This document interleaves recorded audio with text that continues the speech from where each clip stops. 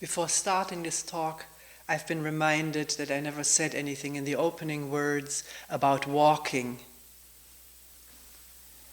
Usually our walking here is faster than what it has developed during this retreat, because fastness and slowness, it's all relative. But there are people who would like to do slow walking. Some people have done and are doing slow walking practice. And for those people, it has space on the balcony or in the solarium or between the dining room tables, on the little hall where the fire exit is next to the kitchen. There, one doesn't, for slow walking, one needs very little space. But for the general walking here, could we have a faster pace? The walking is not considered an exercise, a meditation exercise, but it is an opportunity to move the body after sitting still and motionless. A good indication that one is walking slower than the rest of the people is if a large gap develops in front of one, then to please either walk faster so that movement comes into the line again, faster movement, or to use a space for one's particular slow walking.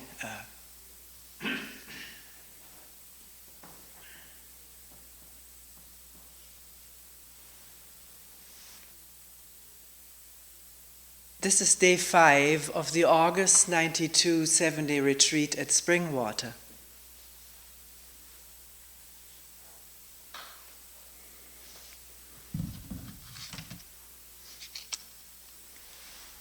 Here are some of the questions. At times I think, what's the use of this work when I still get depressed, still get angry, despondent, and nothing seems to be satisfying?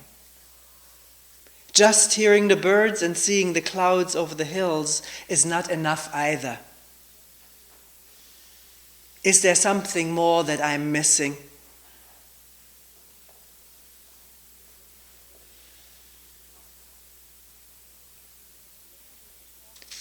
What is love? You don't seem to talk much about love while other religions do. What to you is love?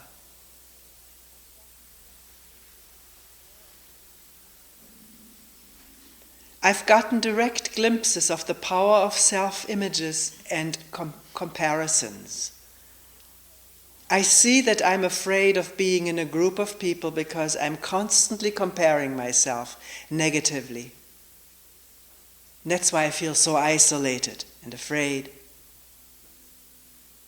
Seeing that directly helps a lot.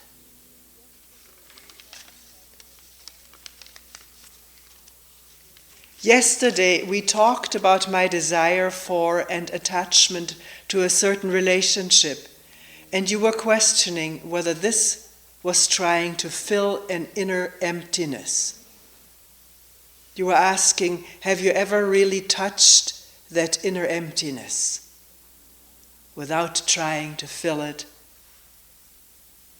with anything or anybody? Doing that has revealed a deep loneliness.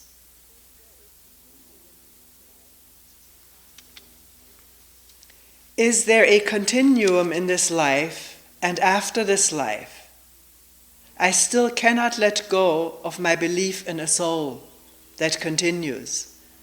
There must be something in each one of us that does continue after death.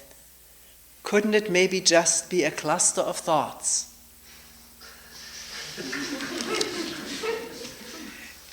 We laughed about that too.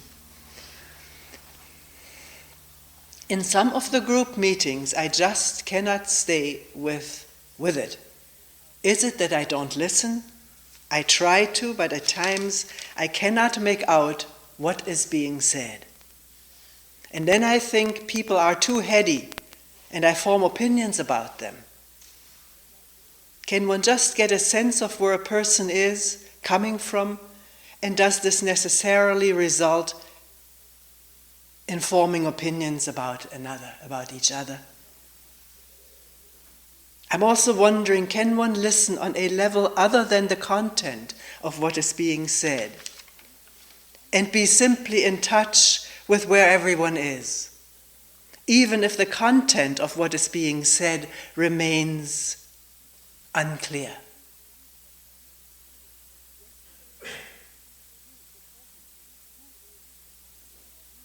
Yesterday you said, the question, who is the wanter or who is the doer, isn't a good question. It's better to just say what is wanting, what is doing. But isn't any question making an effort of some sort which separates, which becomes some kind of an enclosing system?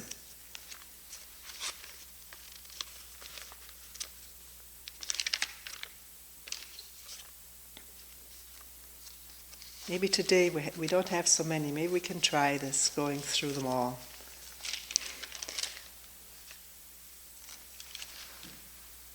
It's a question that has not just come up with one person or with this retreat.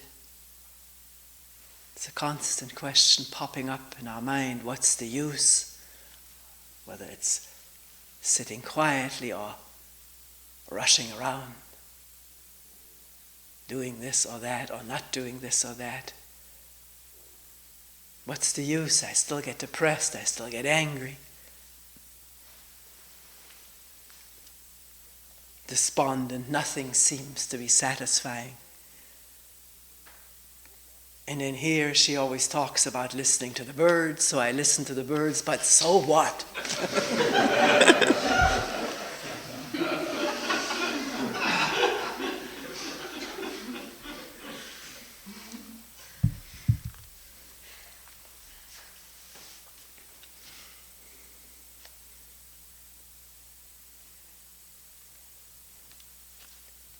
One person said it's a conglomerate question. Many people at times feeling this. I put it all into one question. This morning, one person said, I looked at the hills and the clouds, but is that all? Is that all there is? There's nothing more spectacular than that?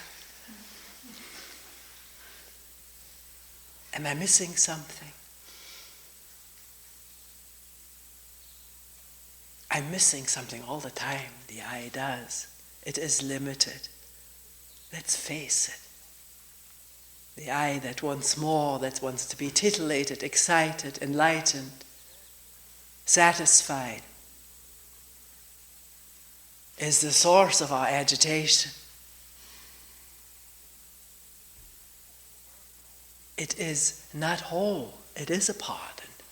Therefore, feeling isolated and lonely, afraid, in that space, in that network, we've sometimes called it, because this is how it appears, a network of thoughts, images with their closely interconnected physical responses, emotions, feelings, sensations. That network is like being in a narrow room, or maybe in a spacious house, but it's being inside a space capsule. I've often wondered, how do those people feel in that space capsule? I think the imagination I'm in space must provide a feeling of being in space more than that capsule. In that suit, and peeping out through little holes. We're more spacious down here on earth than those people in the capsule. But the thought, I'm in space, can excite the whole body. So, is there more to being alive than being in that capsule with a peephole, or maybe an open window? To look out every once in a while and then quickly closing the shutters, because what's going on inside is so important, so absorbing, so exciting, or so depressing.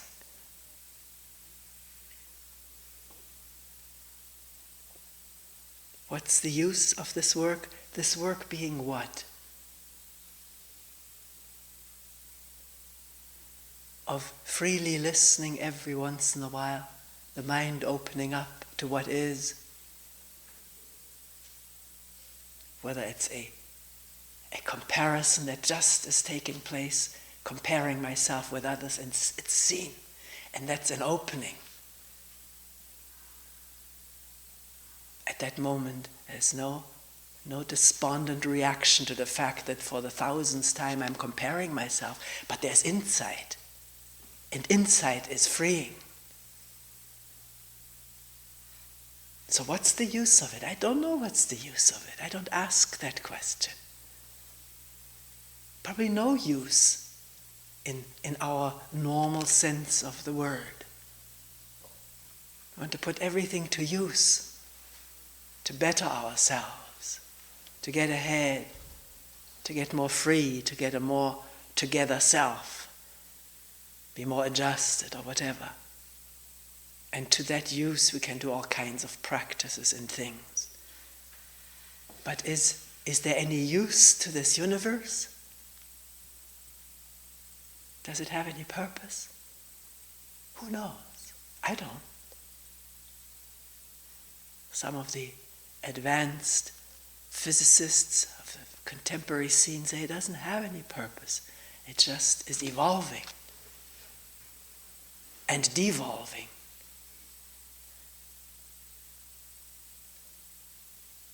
In an amazingly orderly fashion.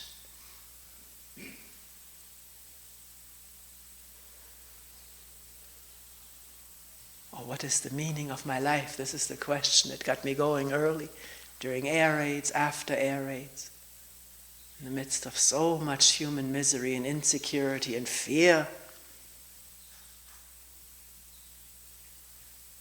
Would I live to grow up? Be married, have children, or would I die in a shelter or in a camp? Absolutely no sense did all of this make. There seemed to be no meaning in life whatsoever. But the question whether maybe there is someone anyways kept me going.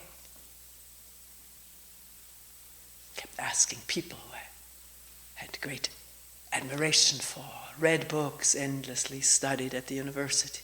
Find out what is the meaning of life. And learning a lot. Books of social psychology, cultural psychology, or depth psychology. Learned a lot about myself.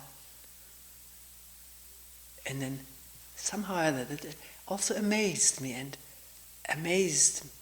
in a way of not understanding it, because there was no intentional plan, but something was learned and the book was left behind. It wasn't clung to. New authors, new insights on a limited level. Becoming engrossed in mythology. Very interested in that. Actually, at the moment that one is engrossed in something and very interested, the question, what's the meaning of life, does not come up. There's being involved in something, learning. As I noticed already before doing any kind of meditation, that learning something about oneself, or things making more sense, gives energy. And there was already then, I remember, a desire to share that with others. I lived for a long time, until last year, in suburbia, and saw a lot of people feeling very meaningless, housewives, women particularly, thinking, how can we wake each other up? I didn't put it in those terms, but understand things better, study together. Because there was this joy in discovering and finding out stuff. I went to school then too, and every course I took, whether it was economics 101 or writing 101, English or history, American history, was all very interesting. To learn, and in the learning also to shed old ideas, particularly in studying anthropology. It was probably my most interesting subject. To learn about the immense relativity of our values, the value of woman and man, all of this resolved a lot of questions I had and a lot of feelings of inferiority about myself as a woman. It dissolved in reading mythology and studying anthropology, how relative our particular, still male-dominated system is, male-dominated religion and so forth, political system. It's changing now. Women can be just as dominating as men, we're finding out.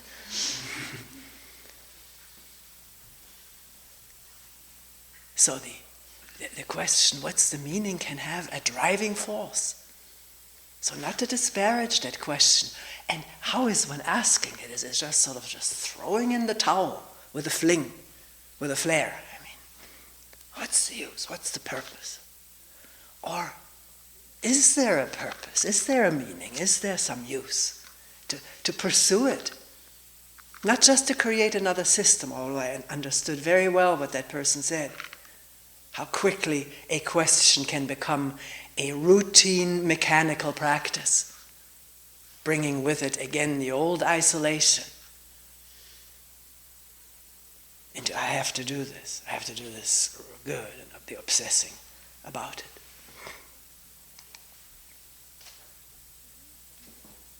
So if the question comes up, what's the use of listening to the birds? Or I can see the hills, but so what? Then wonder about what is the quality of the seeing. Is it open, free of comparison, free of wanting? Or is there the hidden or open wanting to have something more spectacular? And at that instant we can't see the wisp of clouds between the hills, the shades and colors and the clarity or whatever there is, the sound of the plane. If we want more, we don't hear. We're in the channel of wanting more and imagining more and bemoaning the too little now. All of that is open to listen, to hearing, to inspecting, finding out about directly this moment as it happens. This is possible for human beings. It happens all the time, not just in meditation centers.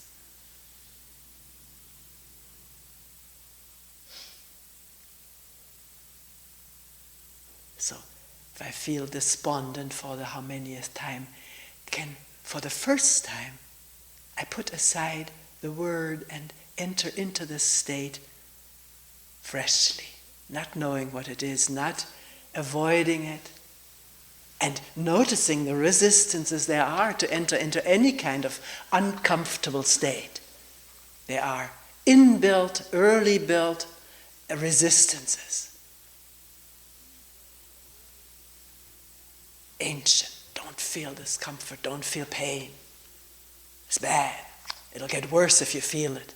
These kind of assumptions hang in there someplace, deeply, darkly. And they are discoverable if we want to find out what is this state of discomfort. First thing one runs into is into the resistance to feel it. The sort of the pull away from it. And then one can wonder whether one has to follow with an old habitual response of pulling away, or whether it can be just go for broke and be this thing. At times I've called it taking a risk. At least that's how it feels. As it turns out, in really touching fear or pain or discomfort, it isn't what one had thought or imagined it was. Because it changes when there is this being without separation, without a gap, of resistance. Everything changes when separation ends, no matter what the occasion may be. Feeling that the mind is comparing, or like I reported about this woman, seeing a surge of jealousy and seeing it. No judgment, no moving away or whitewashing it, or ignoring or denying it. Just this, with no one there to take action for or against. That's a new state for a human being who has been so reared and raised in separation.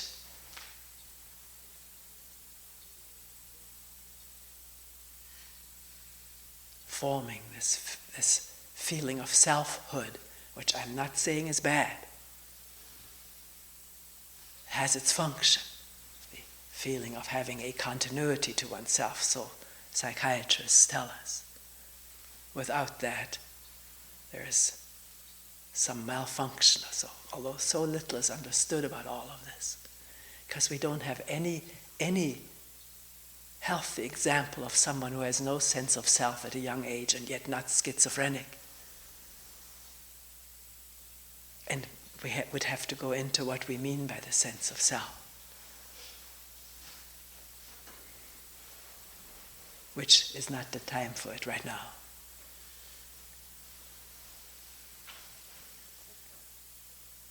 So is there something I'm missing? Find out.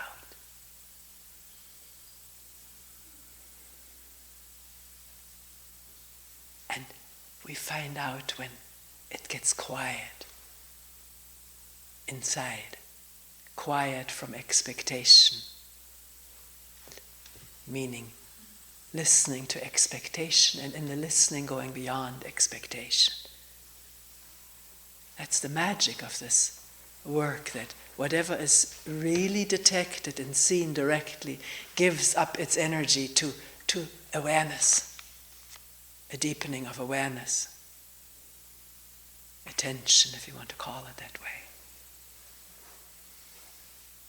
And then one may touch that space which is nothing. And then will the mind immediately pick that up and make a concept and a scary idea out of it, a scary image? Or stay with it, explore it, find out what is nothing, which means not knowing. Really not knowing?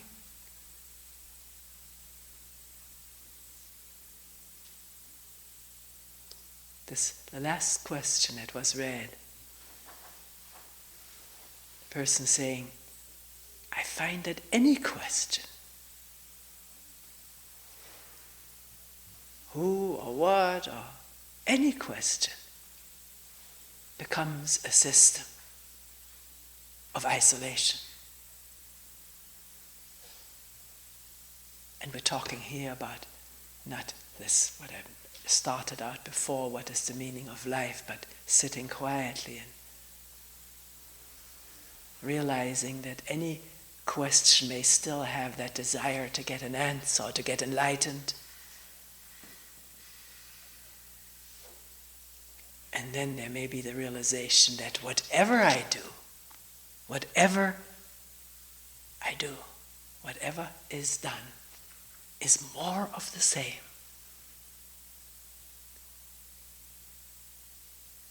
So what am I to do? I don't know. Can that not knowing be there? And energy gathering and really not knowing? Because I know whatever I do is more of the same.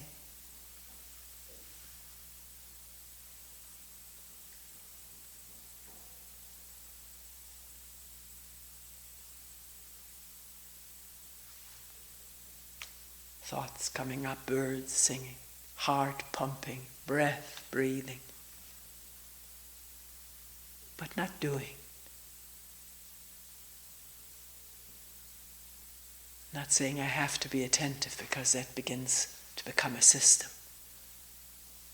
Attention is there on its own. Don't you hear the hammer? the twittering of birds, the bird breathing? Does it need an effort?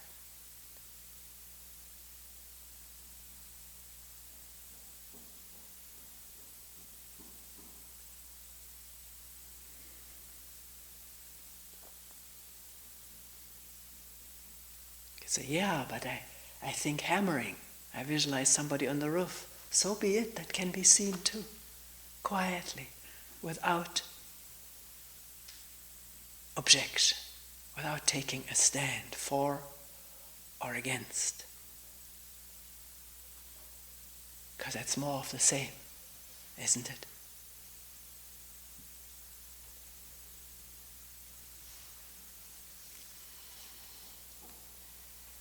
What is love? You don't talk much about it, but other religions do. What to you is love? A person also said, if I may repeat that,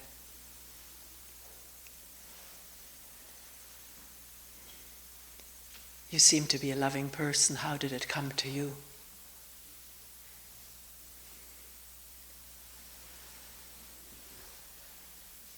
And what came up as a response was remembering early in my childhood, growing up with a brother who was not my brother, was taken into the family, actually was a cousin. He was my older brother. And I loved him dearly. And he was not treated well in the family. And as far I can remember back, I could feel how this older brother felt in being treated the way he was. It was really a very painful time of my life. Sometimes feeling I could bear it better if I was treated this way than seeing it happen to someone else. And also we had servants whom I loved because they played with me, and in the end we just had a cook, the others had to go. And when she had some time, I sat on her lap. There was physical loving time between us. I read to her while she was ironing. And I also felt that the servants were not treated right.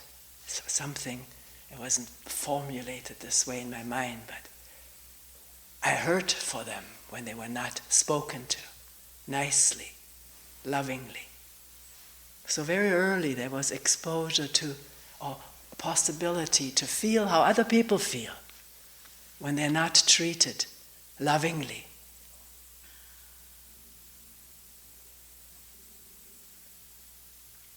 Was that a beginning? I don't know. Receiving love. And is that love? It came up in another meeting. Person saying this afternoon or whenever, or actually it was during a talk, in just listening openly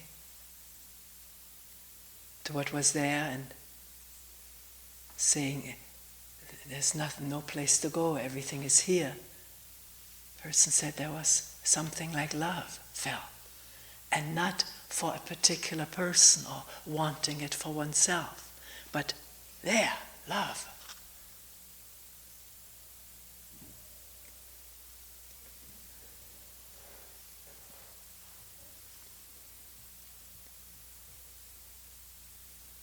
That's the miraculous thing, that it is there when this system of self-concern, worry, wanting is quiet or quiets down.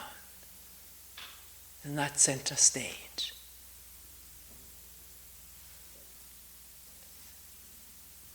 Then there's also the possibility to walk in other people's shoes, or enter into their skin, as it were, to feel how violent people must be feeling, to feel it out. The mind, as it were, creeps in there. It wants to find out how somebody would feel who does violent acts, or what is called socially despicable acts, to be punished by being killed. So how do these people feel? What would make them do that? How did they feel? Would they have felt at the time of doing this? This has always interested me.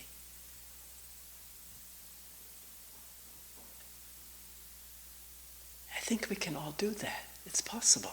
When there's some leisure to do it, leisure from vacation from the self.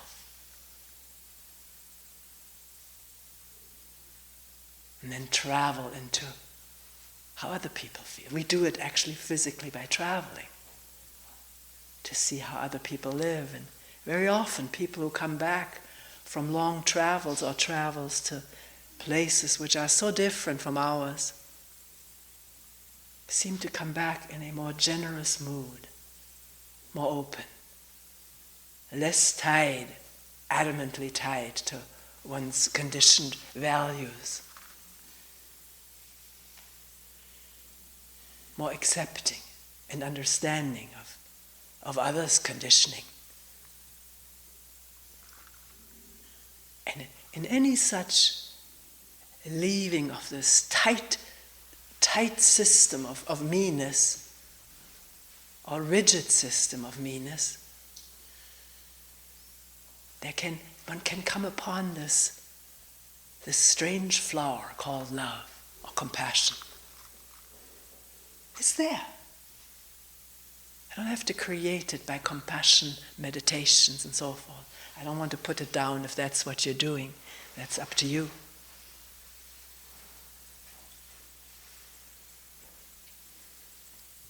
Maybe in doing a compassion meditation, something similar happens. Putting oneself into the shoes of someone else whom one is so disgruntled with or resents, a person who has hurt me. How does she feel that she can say these things about me? What did I do? Or how did I appear? What is projected on me? So that the grudge gives way to just understanding. And with that comes compassion. It does not have to be a repetitive practice. It's there to inform us.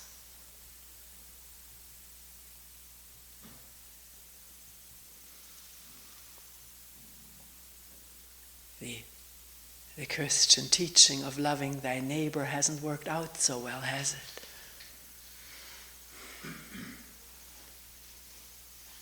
That's what crumbled for me. I did get baptized in the Lutheran Church together with my brother and sister at the small age in 1933.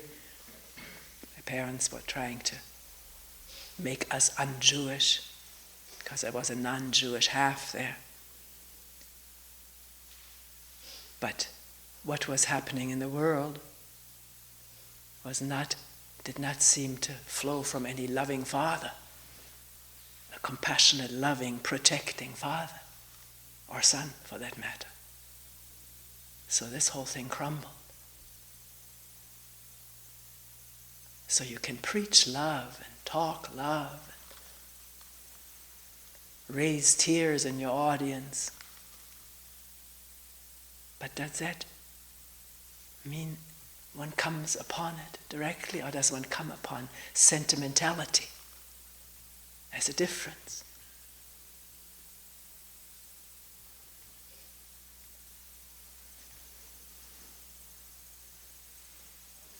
We have a whole industry. I think it's a thriving industry which probably was not hit by the recession, and that's the greeting card industry. Because we're still sending love on greeting cards and compassion. And the words are spelled out for us. We don't have to work at letting them come up from ourselves. It's already printed there. So what are we sending? Maybe there is love, we just can't express it.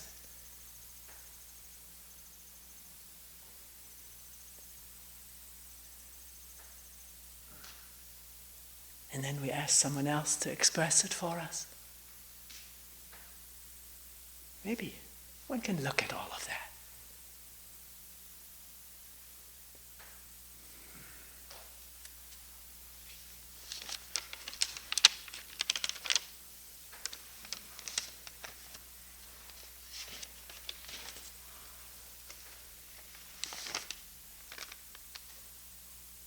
We've already covered several questions.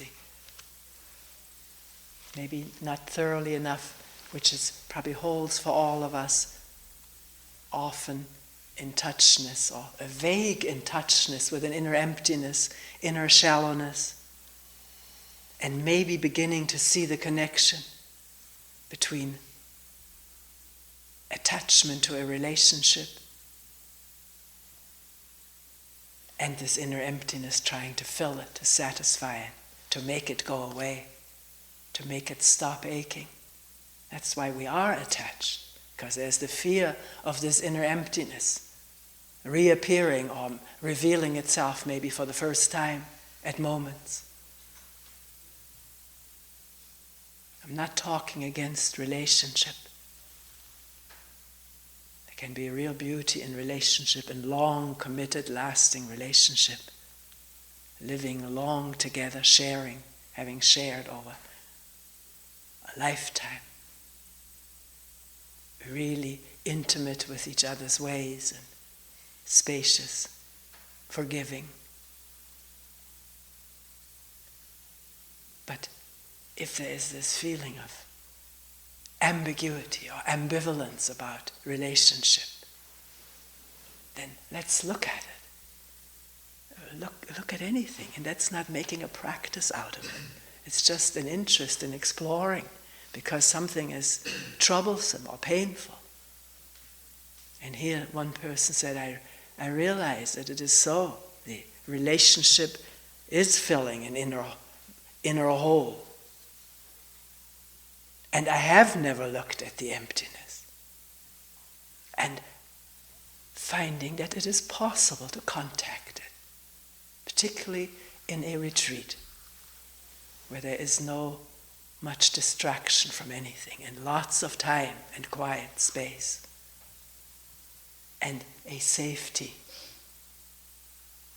of being fed and cared for kindly.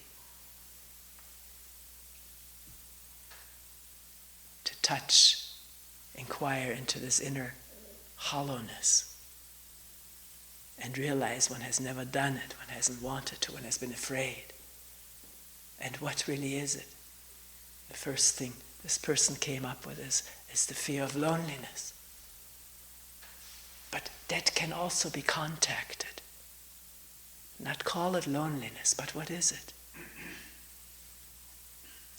To not give up, to keep a question going, not as a system, as something to do, but something one cannot help doing. Like someone said, when I'm bent over, I need to stretch after a while.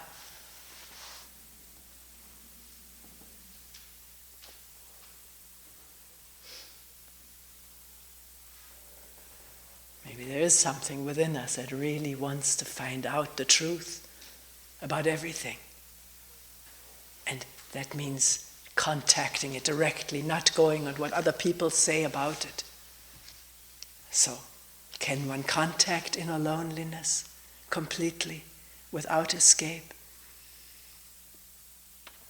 Doesn't mean never go to a movie again, never eat ice cream again. I don't mean that. Give it the time and space that it beckons for.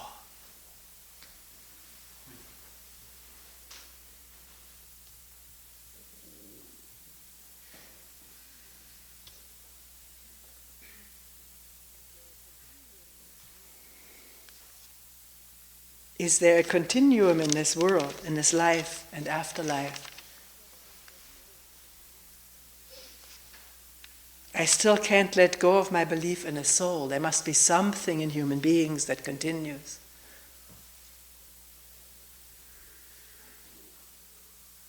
And maybe if just a cluster of thoughts. Well, clusters of thoughts have continued throughout human history. That's a fact. can all attest to that. How the kids pick up the thoughts from their parents, their peers, television. Brand new little babies pick up clusters of thoughts about themselves, about others. Or who knows what they bring with them. Maybe this idea of being a separate entity is already programmed in there. I don't mean a separate body with a separate system. But why do we want to continue? Why this strong attachment to the idea of a soul? Can one ask oneself that? Is that the comfort of not facing fear of dying, ending, not being, the fear of that? As though the imagination tells one that was the black hole of nothingness, of meaningless, purposeless, horrible nothingness. The imagination and the words and thoughts can provide all of that and scare the wits out of one. So one clings to hope to continue as a soul. How do you want to continue? As what? As what we're here now? Hoping for a better next life? Ad infinitum? And usually the hope for better lives or the predictions from those who do this kind of prediction is, of course, we'll all have a better life. And of course, our past life was very interesting.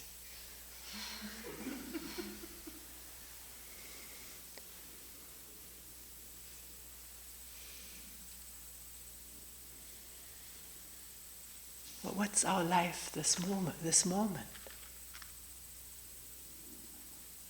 Where is the soul this instant? And is it possible to die to all the ideas about it now? And face whatever is there without knowing? It'll happen to all of us at the time we die, of course. Maybe the imagination will be strong then, stronger than even now, in the next life or whatever one believes in. And if this is how one wishes to do, I have no objections to anybody who does what they do. But for myself, I'm questioning.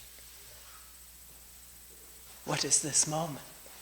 Is there attachment to continuity of what? My image? My whatever all is clustered around there in the mind and body. And why should that continue? Why not wake up to a fresh morning, like a newborn baby, and start afresh, getting up, dressing, brushing teeth, meeting people?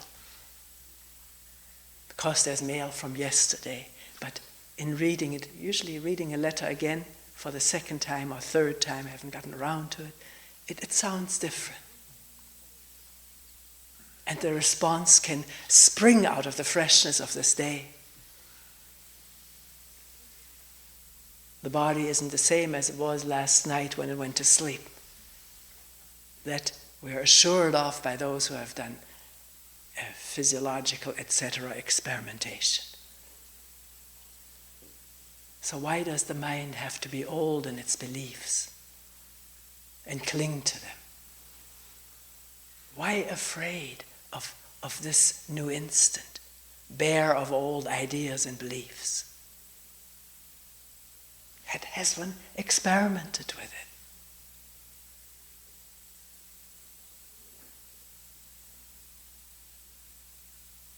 Of course we all want to continue as long as we think. The story wants to continue. Reading a novel coming to an end I always found so disappointing. I wanted to hear more about this hero or heroine. I don't watch them, but television soap operas sometimes continue themselves forever because the viewers won't let go, even of the dead heroes. They have to be resurrected.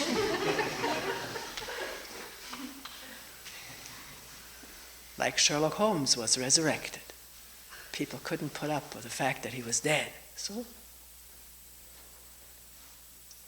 this is the way of thinking and imaging in stories forever and ever. Forever after. I loved fairy tales. And so they lived forever after.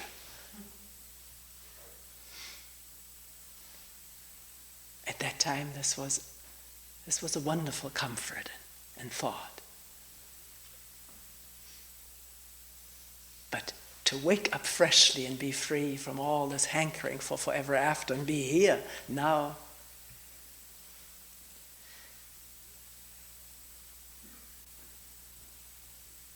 the thought forever after doesn't fit into this. Because it's clear. Nothing lasts. Some of these red flowers have lost their petals entirely, and there's just a little red ball it looks prickly where the leaves were. They're now on the ground, losing their color. They're beautiful if one doesn't hanker after the flower. Can we learn about all of this?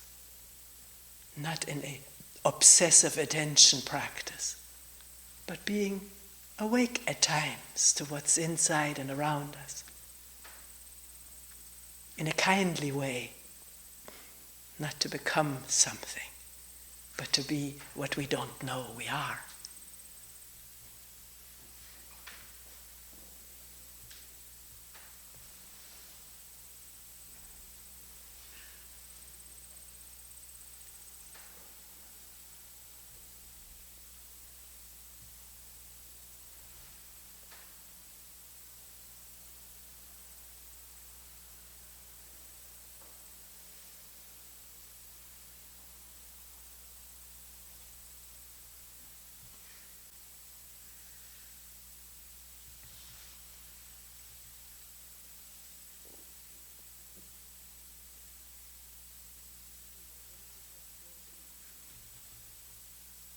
We will end here for today.